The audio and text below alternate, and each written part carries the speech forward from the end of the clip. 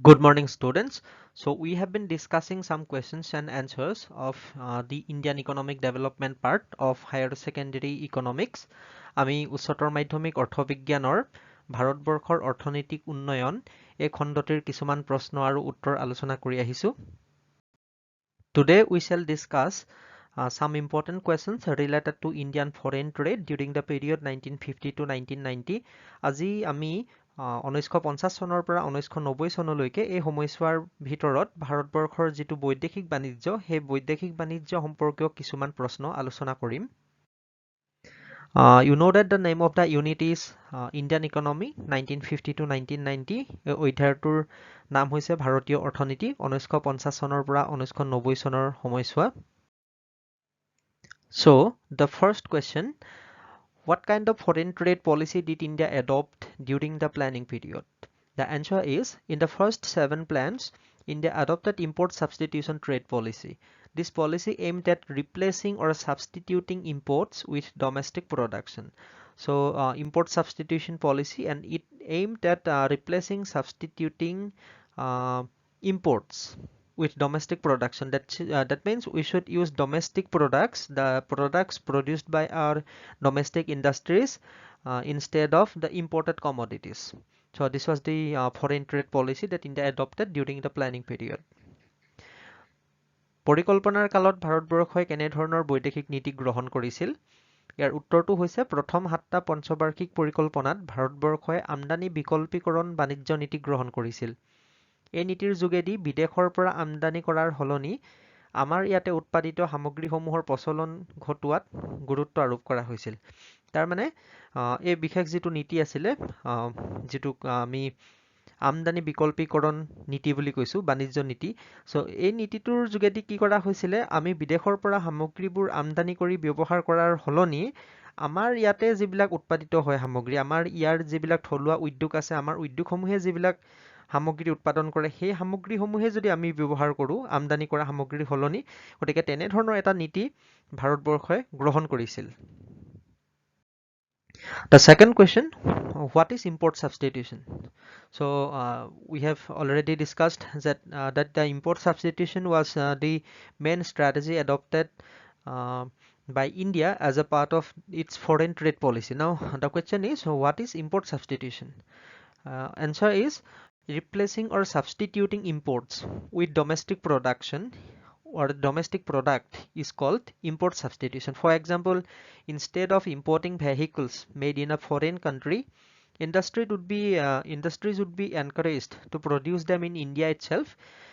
In this policy, the government protected the domestic industries from foreign competition. So government encouraged the buyers to purchase commodities from domestic farms, and government restricted the imports with some methods. So this is known as import substitution method. That means instead of importing commodities from other countries, we should use the commodities produced by our domestic industries. So this is import substitution. আমদানি বিকল্পীকৰণ কাক বোলে? আমি ইতিমধ্যে আলোচনা কৰিছো যে আমদানি বিকল্পীকৰণ হৈছে ভাৰতবৰ্ষৰ বৈদেশিক নীতিৰ এটা প্ৰধান কৌশল, আৰু মানে পৰিকল্পনাৰ কালত ভাৰতবৰ্ষৰ যিটো বৈদেশিক নীতি তাৰ এটা মূল কৌশল আছিলে। গতিকে আমদানি বিকল্পীকৰণনো কি? উত্তৰটো হৈছে, বিদেশৰ পৰা আমদানি কৰি অনা সামগ্ৰীসমূহৰ সলনি আমাৰ দেশতে উৎপাদিত সামগ্ৰীসমূহৰ প্ৰচলন ঘটোৱা কাৰ্যকে আমদানি বিকল্পীকৰণ বোলা হয়। উদাহৰণস্বৰূপে বিদেশী কোম্পানী টয়োটাৰ পৰা গাড়ী আমদানি কৰি অনাৰ সলনি যদি আমাৰ ইয়াতে গাড়ী নিৰ্মাতা কোম্পানী টাটাৰ পৰা যদি আমি গাড়ী ক্ৰয় কৰো, তেতিয়া হেতুক আমি আমদানি বিকল্পীকৰণ কাৰ্য বুলি কম।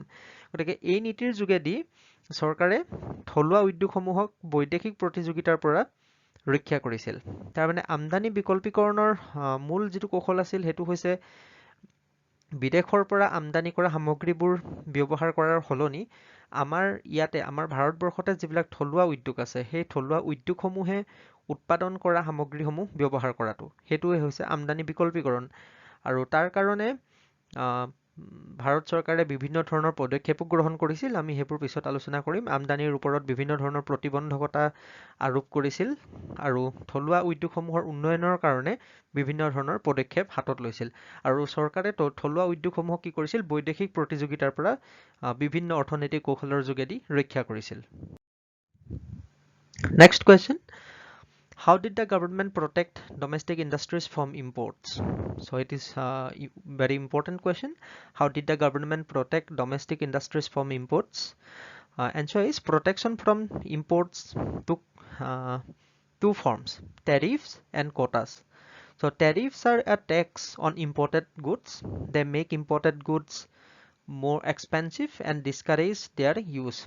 So tariff is a duty or a charge or a kind of tax which is imposed by the government when a commodity crosses the political boundary. That means this kind of tax is levied on imported commodities. So when you import a particular commodity from another country, government imposes tariff which makes the commodity more expensive and discourages us to purchase those commodities. So that is why it discourages imports. Similarly, quotas specify the quantity of goods which can be imported. Quantity of good which can be imported. The effect of tariff and quotas is that they restrict imports and therefore protect the domestic firms from foreign competition. So in this way, government tried to protect domestic industries from imports. Two methods, mainly tariff, which makes the imported commodities more expensive and discourages consumption, and quotas. And quotas specify or determines the maximum amount of a particular commodity that can be imported. So these are the two methods. চৰকাৰে ঘৰুৱা উদ্যোগসমূহক কিদৰে আমদানি বা বৈদেশিক বাণিজ্যৰ পৰা ৰক্ষা কৰিছিল উত্তৰটো হৈছে ঘৰুৱা উদ্যোগসমূহক আমদানি বা বৈদেশিক বাণিজ্যৰ পৰা ৰক্ষা কৰিবলৈ চৰকাৰে দুই ধৰণৰ পদ্ধতি হাতত লৈছিল প্ৰথমটো হৈছে আমদানি কৰি অনা সামগ্ৰীৰ শুল্ক আৰোপ কৰা যাৰ ফলত আমদানিজাত সামগ্ৰীসমূহৰ দৰ বৃদ্ধি ঘটিছিল আৰু ক্ৰেতাসকলে তেনে সামগ্ৰী অধিক দামত ক্ৰয় কৰাৰ সলনি আমাৰ ইয়াতে ঘৰুৱা উদ্যোগসমূহে উৎপাদন কৰা সামগ্ৰীসমূহ ক্ৰয় কৰিবলৈ বাধ্য হৈছিল আৰু আমদানিৰ পৰা ঘৰুৱা উদ্যোগসমূহক ৰক্ষা কৰাৰ দ্বিতীয় কৌশল আছিল চৰকাৰে আমদানি কৰা সামগ্ৰীসমূহৰ সৰ্বোচ্চ পৰিমাণটো নিৰ্ধাৰণ কৰি দিছিল সেই সৰ্বোচ্চ সীমা অতিক্ৰম কৰি আমদানি কৰাটো অসম্ভৱ হৈছিল কাৰণে ক্ৰেতাসকলে আমাৰ ঘৰুৱা উদ্যোগসমূহতে উৎপাদিত সামগ্ৰীসমূহ ক্ৰয় কৰিবলগীয়া হৈছিল গতিকে দুটা ধৰণৰ পদক্ষেপ গ্ৰহণ কৰিছিল চৰকাৰে ঘৰুৱা উদ্যোগসমূহক বৈদেশিক বাণিজ্য বা আমদানিৰ পৰা ৰক্ষা কৰিবলৈ প্ৰথমটো শুল্ক আৰু শুল্ক মানে হৈছে এক প্ৰকাৰৰ কৰ যিটো কি হয় আমদানিজাত সামগ্ৰীসমূহৰ ওপৰত ইম্পোজ কৰা হয়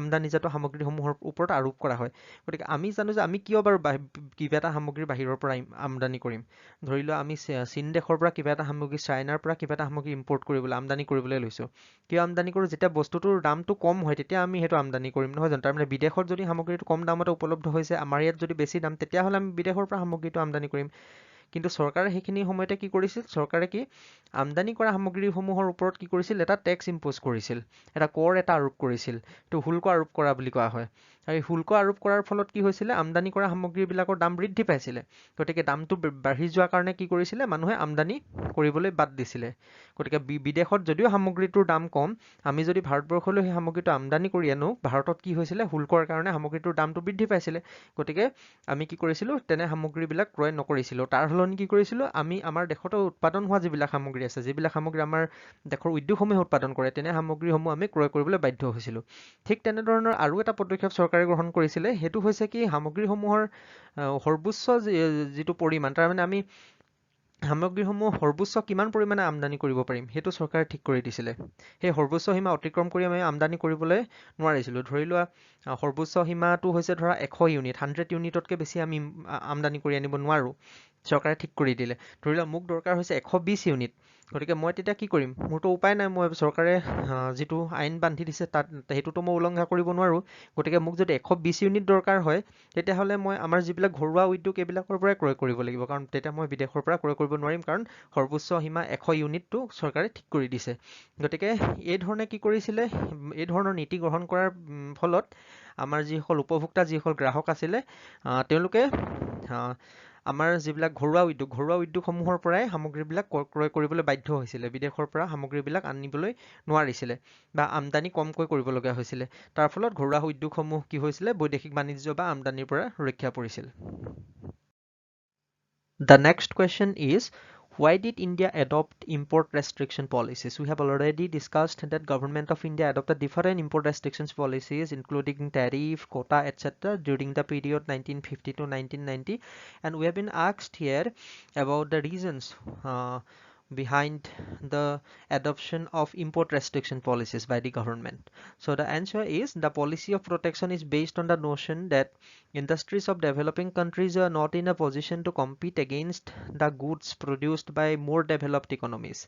So it is assumed that if the domestic industries are protected, they will learn to compete in the course of time. So it is obvious that the industries of developing countries, they cannot compete against the goods produced by more developed economies. So because we know that the industries of developed economies, they have highly modern technology, so they can produce commodities efficiently, and they can avail the commodities at the market at a lower price. And our industries, the industries of developing countries, cannot compete against the highly efficient industries of developed countries. So that is why government must give some protection to the industries of developing countries. And it is assumed that if the domestic industries of developing countries are protected, they will learn to compete in the course of time. So that is why India adopted some import restriction policies in order to protect our domestic industries. So the second reason is, our planners also feared the possibility of foreign exchange being spent on import of luxury goods if no restrictions were placed on imports. So we know that we need foreign exchange in order to import commodities from other countries. Foreign exchange means foreign currencies. So more import means more use of foreign currency, more use of foreign exchange being spent. So our planners, they thought that there is a possibility of foreign exchange being spent on import of luxury goods if no restrictions were placed on import. So that is why government placed restrictions on import, so that our foreign exchange reserve can be maintained at a high level. গতিকে ইয়াৰ পিছৰ প্ৰশ্নটো, চৰকাৰে কিয় আমদানিৰ ওপৰত বাধা আৰোপ কৰিছিল? আমি ইতিমধ্যে আলোচনা কৰিছোঁ যে চৰকাৰে আমদানিৰ ওপৰত বিভিন্ন ধৰণৰ বাধা আৰোপ কৰিছিল। চৰকাৰে শুল্ক আৰোপ কৰিছিল, তাৰোপৰি চৰকাৰে সৰ্বোচ্চ কিমান পৰিমাণৰ সামগ্ৰী আমদানি কৰি আনিব পাৰিব সেই সম্পৰ্কে কিছুমান নীতি নিৰ্ধাৰণ কৰি দিছিল। গতিকে এতিয়া প্ৰশ্নটো হ'ল, চৰকাৰে আমদানিৰ ওপৰত এনেধৰণৰ বাধাসমূহ কিয় আৰোপ কৰিছিল? উত্তৰটো হ'ল, উন্নয়নশীল দেশৰ উদ্যোগসমূহে উন্নত দেশসমূহৰ উদ্যোগে উৎপাদন কৰা সামগ্ৰীসমূহৰ সৈতে প্ৰতিযোগিতা কৰিবলৈ সক্ষম নহয়। সেয়েহে বৈদেশিক সামগ্ৰীৰ পৰা ঘৰুৱা উদ্যোগসমূহক ৰক্ষণাবেক্ষণ দিবলগীয়া হয়। সেয়েহে চৰকাৰে বৈদেশিক সামগ্ৰীৰ আমদানিৰ ওপৰত বিভিন্ন ধৰণৰ অৰ্থনৈতিক প্ৰতিবন্ধকতাৰ সৃষ্টি কৰিছিল। এইটো ধৰি লোৱা হৈছিল যে সময়ৰ অগ্ৰগতিৰ লগে লগে আমাৰ ঘৰুৱা উদ্যোগসমূহেও উৎপাদন প্ৰযুক্তিৰ উন্নয়নৰ যোগেদি বিদেশৰ উদ্যোগসমূহৰ সৈতে প্ৰতিযোগিতা কৰাৰ কৌশল বা সামৰ্থ্য আয়ত্ত কৰিব। গতিকে এইটো আছিলে প্ৰথম কাৰণ আমি জানো যে যিবিলাক উন্নত দেশ আছে, উন্নত দেশৰ উদ্যোগসমূহে কি কৰে, তেওঁলোকে সেইবিলাকে যথেষ্ট মডাৰ্ণ টেকনলজি, আধুনিক প্ৰযুক্তি ব্যৱহাৰ কৰে। আধুনিক প্ৰযুক্তি ব্যৱহাৰ কৰে কাৰণে সেই উদ্যোগসমূহে কি কৰে, কম খৰচতে উচ্চ মানসম্পন্ন সামগ্ৰী বেছিকৈ উৎপাদন কৰিব পাৰে, যথেষ্ট বেছিকৈ উৎপাদন কৰিব পাৰে, আৰু বজাৰত কি হৈছে, কম খৰচতে, মানে বজাৰত কম দৰতে, কম দামতে সেই সামগ্ৰীবিলাক উপলব্ধ কৰিব পাৰে।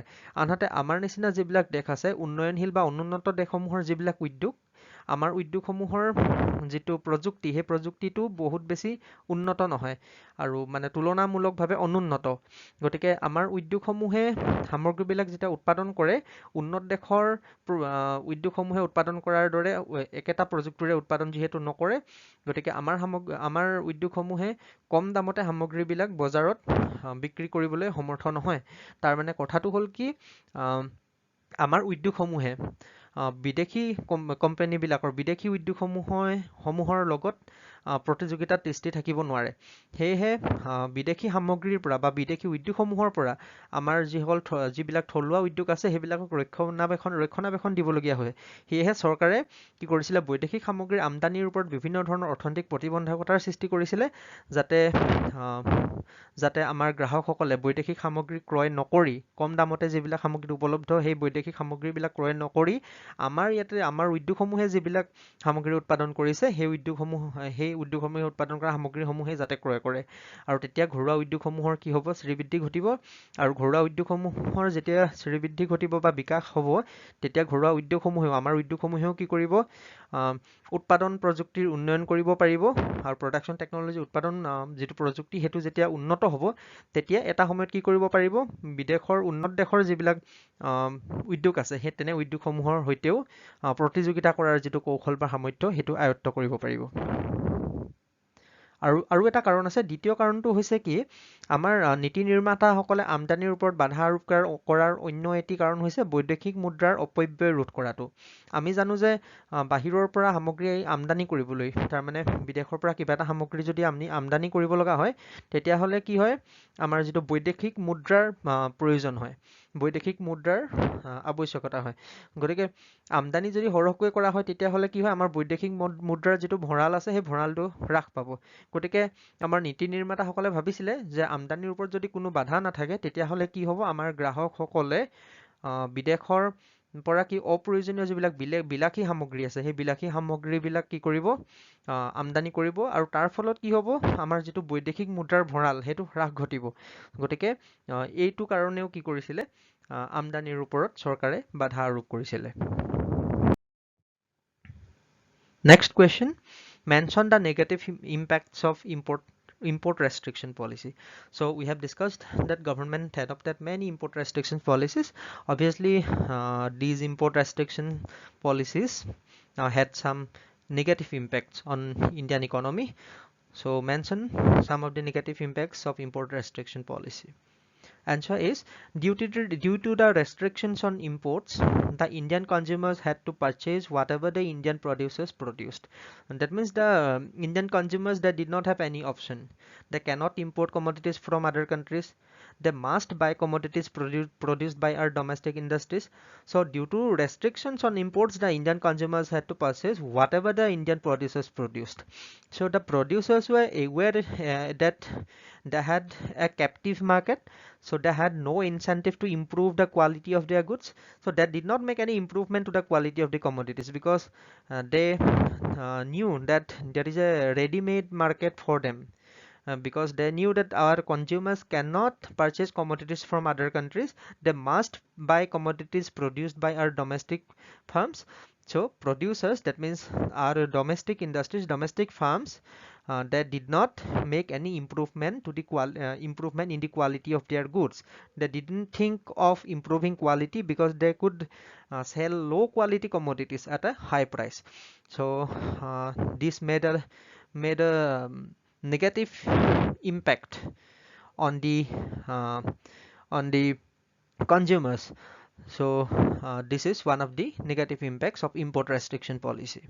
So আমদানিৰ ওপৰত চৰকাৰে বাধা আৰোপ কৰা নীতিৰ ঋণাত্মক প্ৰভাৱসমূহ উল্লেখ কৰা আমি ইতিমধ্যে আলোচনা কৰিছোঁ যে চৰকাৰে আমদানিৰ ওপৰত বিভিন্ন ধৰণৰ বাধা নিষেধ আৰোপ কৰিছিলে গতিকে নিশ্চিতভাৱে তেনে নীতিৰ কি হ'ব কিছুমান ঋণাত্মক প্ৰভাৱো থাকিব তেনেকুৱা ঋণাত্মক প্ৰভাৱ আমাক উল্লেখ কৰিবলৈ কৈছে আমদানিৰ ওপৰত চৰকাৰে প্ৰতিবন্ধকতা সৃষ্টি কৰাৰ ফলত ভাৰতবৰ্ষৰ ক্ৰেতাসকলে আমাৰ ঘৰুৱা উদ্যোগসমূহে যিবোৰ সামগ্ৰী উৎপাদন কৰে সেইবোৰে ক্ৰয় কৰিবলৈ বাধ্য হ'ল কাৰণ আমদানিৰ ওপৰত চৰকাৰে প্ৰতিবন্ধকতা আৰোপ কৰিলে আমি বিদেশৰ পৰা আমদানি কৰিব নোৱাৰোঁ আমাৰ ইয়াত যিবিলাক সামগ্ৰী উৎপাদন হৈছে আমাৰ উদ্যোগসমূহে যিবিলাক উৎপাদন কৰিছে ভাৰতবৰ্ষৰ ভিতৰত সেই সামগ্ৰীবিলাকে আমি ক্ৰয় কৰিবলৈ বাধ্য হওঁ বাহিৰৰ পৰা আমি নোৱাৰোঁ গতিকে তাৰ ফলত কি হৈছে ঘৰুৱা উদ্যোগসমূহে ধৰি ল'লে যে যিহেতু ক্ৰেতাসকলৰ এতিয়া অন্য বিকল্প নাই সেয়েহে তেওঁলোকৰ দ্বাৰা উৎপাদিত যিকোনো ধৰণৰ সামগ্ৰীয়ে ক্ৰেতাসকলে বিনা প্ৰতিবাদে ক্ৰয় কৰিব গতিকে ইয়াৰ ফলত কি হ'ল ঘৰুৱা উদ্যোগসমূহে উৎপাদিত সামগ্ৰীসমূহৰ মানদণ্ডৰ কোনো উন্নয়ন সাধন নকৰি নিম্ন মানদণ্ডৰ সামগ্ৰীসমূহকে গ্ৰাহকক উচ্চ দৰত বিক্ৰী কৰিবলৈ ধৰিছিলে ই গ্ৰাহকসকলক কি কৰিছিলে ক্ষতি কৰিছিলে গতিকে এইটো হৈছে আমাৰ যিটো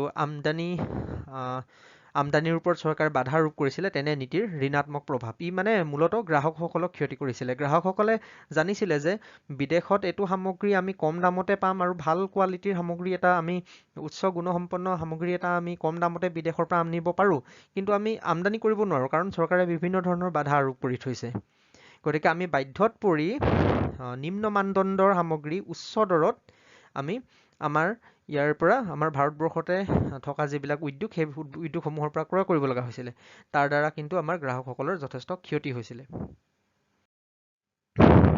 so with this let me conclude the class so ইয়াতে আমি আজিৰ ক্লাছটো সমাপ্ত কৰিছো গতিকে এইটো ইউনিট ডিসকাস কৰি অলৰেডি কমপ্লিট হৈছে Indian economy from 1950 to 1990 so এই ইউনিটটো আমাৰ ইয়াত কমপ্লিট হৈছে নেক্সট ক্লাছত আমি এটা নতুন ইউনিট নেক্সট ইউনিটটো ষ্টাৰ্ট কৰিম থ্যাংক ইউ